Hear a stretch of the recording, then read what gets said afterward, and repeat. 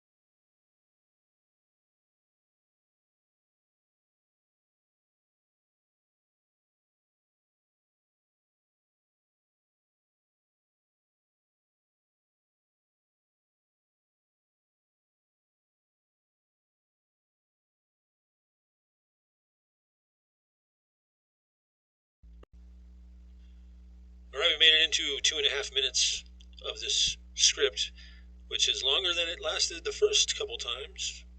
So I'm going to say that we got all the bugs out, and the script might run for quite a while, because what it's doing is it's reading a file that contains all of the open Erdos mathematical problems, and it's handing those to DeepSeek Coder 33B. So it's a 33 billion parameter large language model, and it's basically in a wrapper. It's in a script that like personifies it as a mathematician from someplace far beyond human capacity to function. So this is engineered beyond human capability mathematics that the LLM is now conducting with these Erdos problems. Every single one of the open Erdos problems will fall, either to me or to somebody else. So I'm going to go for it.